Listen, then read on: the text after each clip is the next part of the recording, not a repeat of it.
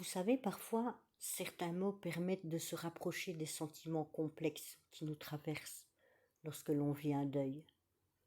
Certaines citations sur la mort peuvent nous aider à exprimer et à partager avec les autres ce que l'on ressent au fond de nous après le décès d'un proche.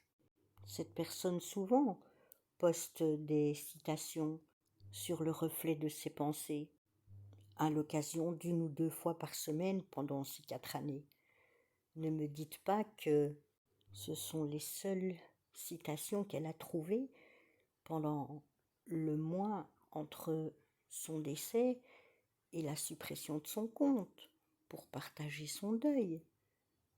Nous avons tous en période de deuil aussi ce poids de la culpabilité. Et c'est pour ça que je suis là, parce qu'il me pèse. Et voilà aussi ce qui prouve que l'algorithme le sait très bien. Il nous le décode parfaitement, sans avoir aucune émotion pourtant.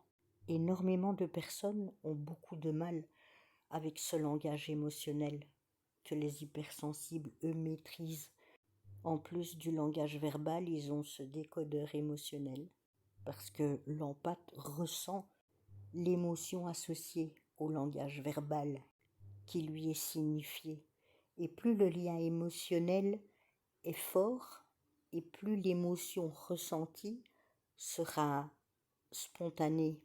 Êtes-vous capable, sans la connaître, décoder les traits de sa personnalité avec un commentaire qui est posté pour annoncer le décès de son conjoint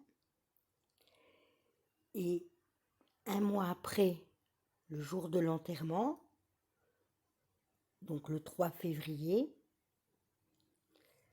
le commentaire comme quoi elle est responsable de son décès, en l'ayant privée de ses valeurs humaines et fondamentales, essentielles à tout être humain vivant sur Terre. Vous serez capable, non, d'être humain. Vous avez vos émotions, vous. L'algorithme n'en a pas. Alors on a peur de se laisser dépasser par l'IA. Ceci est l'algorithme d'un réseau social. Donc justement, qui permettent les êtres humains d'interagir et de partager les uns avec les autres. Mais non, c'est vrai, il y a des personnes qui ne fréquentent pas les réseaux sociaux. Avec 4 ans d'interaction et de visu commentaires sur un profil, tu ne saurais que refléter ta vraie personnalité et ton fonctionnement de pensée. L'algorithme y arrive. S'il vous plaît, ce n'est pas cet algorithme machine qui nous détermine. Prouvez-le, décryptez-le, définissez les traits de cette personnalité. Vous êtes capable, avec quelques citations et 2-3 commentaires, vous êtes capable de décoder la personnalité de cet individu. L'algorithme le fait. Regardez le genre de citation qui lui a été proposée entre l'annonce de son décès et un mois après.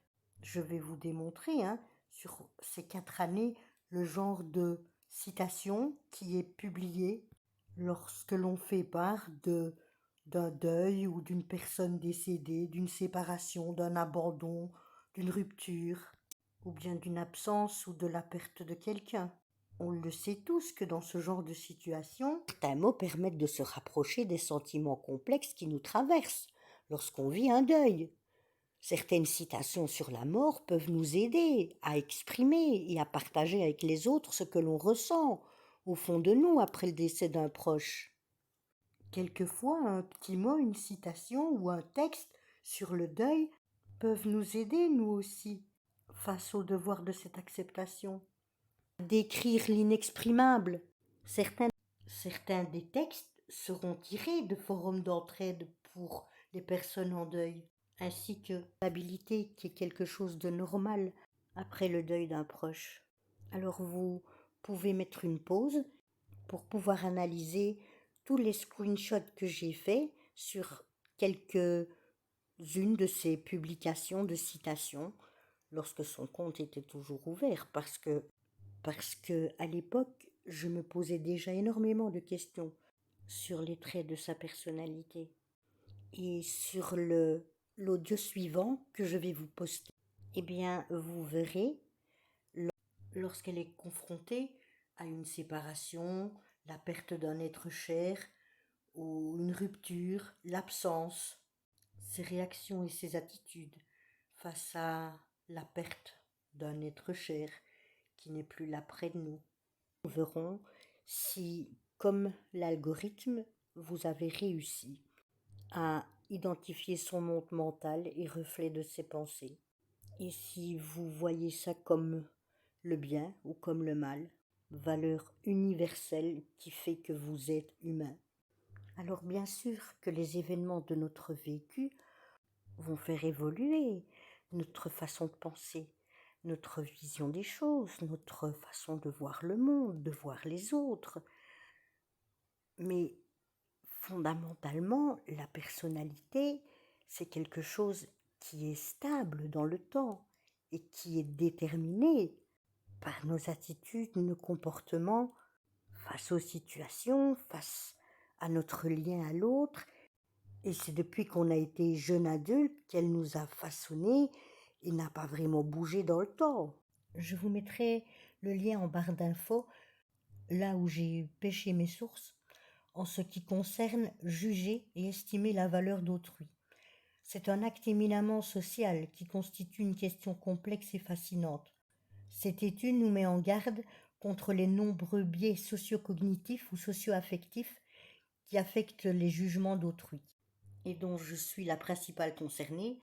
J'ai voulu d'abord étudier et essayer de comprendre comment ça fonctionne avant de me permettre de donner un avis qui n'est en réalité que l'exercice de mes pensées, essayant de mener à la réflexion.